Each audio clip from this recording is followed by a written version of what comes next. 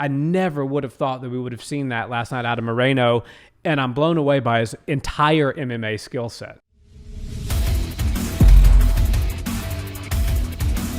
What's up, Barnhill family? Welcome back to the channel. Yo. So the UFC officially has its first Mexican-born champion. That's right. Brandon, the Assassin Baby Moreno, a very fitting nickname, looks like a baby, is an assassin, and is quickly becoming one of my favorite fighters. I mean, I could have seen a set of circumstances by which he won that fight last night, but never in a million years would I have believed prior to that fight happening that Brandon Moreno was going to dominate that fight from the beginning and finish off the Brazilian with a submission. Yeah, that was really crazy. And, you know, I have to give Brandon Moreno some credit and apologize a little bit, because going into this fight, I was of the mindset that he really doesn't have many paths to victory. And I was just going off of history. You know, the fight that they had, there was confidence, right? And they always say that fighting is like dancing. There can only be one person leading, and it felt to me like the majority of the first fight was led by Figueiredo, and the power and the confidence. But it seemed to me in this fight last night that the confidence had shifted completely. Figueiredo looked kind of like a wounded puppy, and Moreno looked like he was just in this crazy zone, and he was confident in everything he was doing. Looked like one of the fastest fighters I'd ever seen, you know, not just with the striking and the stand-up, but the scrambles from the takedown. He didn't give Figueiredo an inch, and I think that sort of pressure and that sort of timing and speed really helped him get this victory. And being the first Mexican-born champion couldn't happen to a better person. That guy is he's got that infectious personality. I'm such a big fan. I did kind of think he was like the David going in there against Goliath, even though they're the same size. But, you know, he proved me very wrong. And I do think that last night was the highest skilled flyweight on the planet in Brandon Moreno. I was blown away. I was blown away too. And while I did predict Deiveson Figueiredo to win that fight, and I will sit in my incorrect prediction, I did say off camera after the press conference when Deiveson shoved Moreno and seemed very angry and very out of sorts, I said, I'm not ready to switch my prediction just yet, but it seems to me like Deiveson Figueiredo is a bit out of whack this week. Yeah. He's angry. He thinks that Moreno has done him wrong somehow, or by saying that the last fight was close. I don't know if it was manufactured beef, but it seemed weird to me. And Brandon just seemed like this was his week. He showed up with a smile on his face. It was in Arizona. You know, Phoenix is a world away from Tijuana as far as, you know, a lot of things culturally goes, but as far as distance goes, it's only 5 hours away. Yeah. And there was a lot of folks, and Chael Sonnen said it best last night. This arena is the microcosm. It's the focus group, if you will, of who's the fan favorite. And he said Brandon Moreno had the biggest cheer last night, second biggest cheer, only to Nate Diaz when he walked out. So the love for the Assassin Baby is real. He's going to blow up in Mexico, as he should. But I think he should just be a worldwide star because he's such a likable guy, and he's got such a great fighting style. Yeah. I mean, we knew that he's when you think about his skills, he's got that great, classically trained Mexican boxing foundation, and his striking and his punches are very good. He's very exciting. He'll take a punch to give two punches. He's that kind of guy.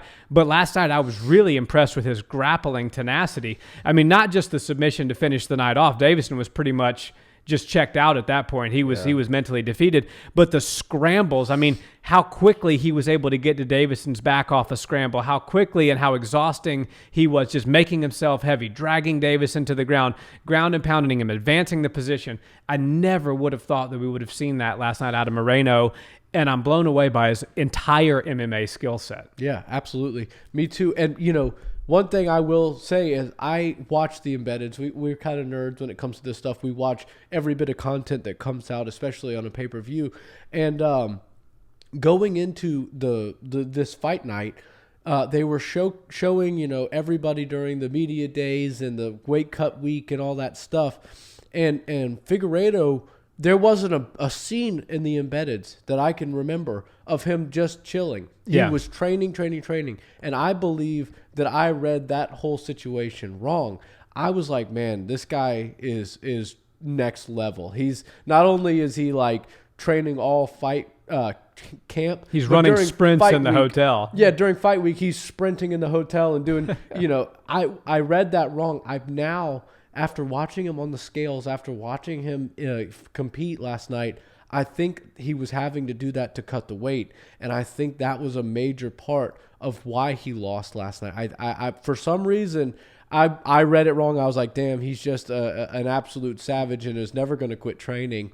Probably going to be doing like sparring or hard jiu-jitsu rounds come Saturday afternoon. But no, it was to cut the weight. And I just read it wrong. I thought that, everybody else is drinking coffee, chilling, and he's up there sprinting in the hallway.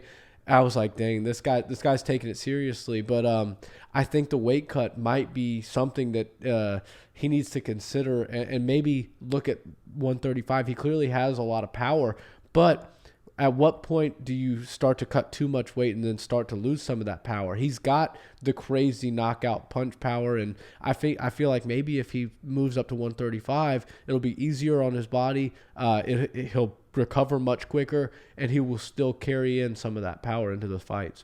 I think you're right. And just as a side note, I would love to call the front desk of the hotel, the Fighter Hotel, and say, how many of your patrons who weren't here for the UFC called security on the crazy guy with red and yellow hair and sunglasses sprinting down the hallway?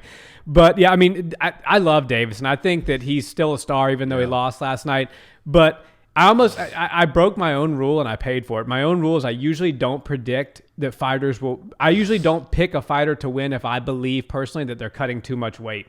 I've made an exception for Deiveson and I've been right a few times, but I think he needs to move up to 135. He looks like an emaciated skeleton. Yeah. On not the ceremonial weigh-ins. He's still in the build back up process as far as putting the weight back on and rehydration. He's got 30 abs. He's got the intercostal. He's got a 12 pack at least. But if you watch like not the ceremonial weigh-ins, but the actual weigh-ins that it doesn't get as many views as the ceremonial.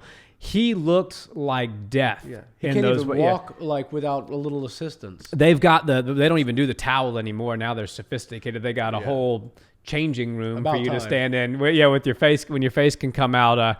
I guess Daniel Cormier, the 206.5-pound champion, as John Jones likes to call him. But no, I'm not going to hate on Daniel. He's retired. But that right. But anyways, Deiveson, I feel like really needs to go up to 135 because he has that great power. Yeah. He's an exciting fighter. He's got the right style to be very exciting. I mean, think about him and Cody Garbrandt swinging it out at 135. So him and Rob Font. I mean, I think there's a lot of fun fights that you can make there.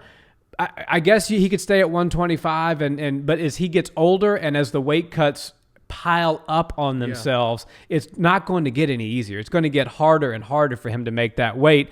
So maybe he sticks around and it gets a win, and then you do a trilogy with Moreno. Yeah. But personally, for me, I would love to see Figueiredo go and try to do some things at 135. Yeah, and I think the sport would be better if we did get to see a third fight between those two. Even though the first one was a draw, the general idea was that Figueiredo won the first one, and I feel like Brandon Moreno would like to get 2 victories over somebody like that. When you look at the flyweight division, there's a few names that really stick out. Mighty Mouse, he was the one that really brought life into the 125 division. Henry Cejudo is credited for saving the division, but to turn the division into one of the most exciting divisions that the UFC has right now, needed 2 people, and it needed a mega fight. And those 2 guys, Brandon Moreno and Figueiredo, are the guys that brought this new life, this new excitement into the flyweights. And, I feel like maybe there's room for a trilogy between those 2. But, and I like what you said, Figueiredo move up to 135. There's fun fights, Rob Font, Cody Garbrandt. But I'm of the same mindset of somebody like Chael Sonnen. Cody Garbrandt needs to figure out how to cut some weight and make his way right down there because I think they're going to be looking for another bad boy like Figueiredo to fight the nice guy that is Brandon Moreno. and Cody Garbrandt would be the guy. You know, he says he walks around between 143 and 150-ish.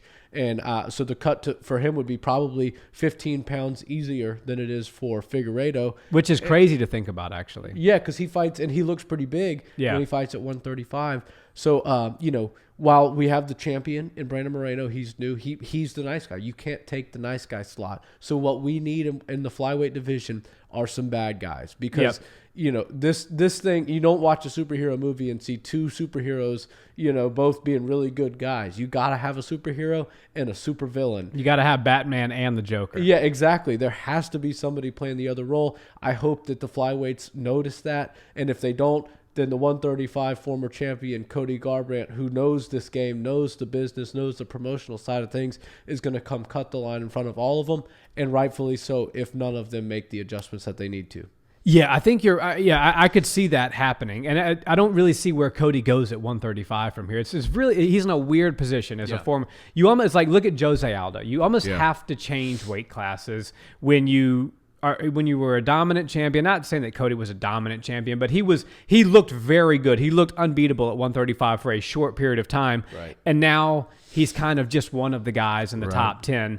It's a weird position to be in. So I think a fresh coat of paint would be the right thing. And as you said, if he truly does live 15 pounds lighter than Deiveson lives, then it's not far-fetched to think that he could be the 125 guy. Yeah. And he is a big name. He is a big draw. And he is kind of he's a likable heel. He's a bad guy. He's got the tattoos on his neck. You know, he fights in a mean way. The people like him. The people like him. And so I could see that happening.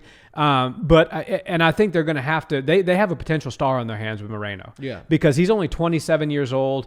Mexico is an absolutely massive fight market. The boxing is probably the biggest boxing market in the world, and I don't see any reason why it couldn't become one of the biggest MMA markets in the world, especially with a great champion. And at 27 years old, the sky is the limit for Moreno. The Assassin Baby has a really bright future, and I think with a couple of really good matchups for him over the next couple of fights, especially if he can get his hand raised in all of them, you got a big star in your hands. Absolutely. And, you know, no disrespect to the other 125ers on the planet and on the roster, but I couldn't tell you who number 1 through number 5 is behind him. I know some of the names, but I can't tell you the rankings and all that stuff. Askarov, Pantoja, I can tell you that Cody Garbrandt's 1-4 in his last 5 fights, and if he decides to call out the Assassin Baby, he's going to be fighting for a title, but probably by the end of this year. So there's something to be said for the promotional side, and I think somebody like Brandon Moreno, now that he has the champ, the belt,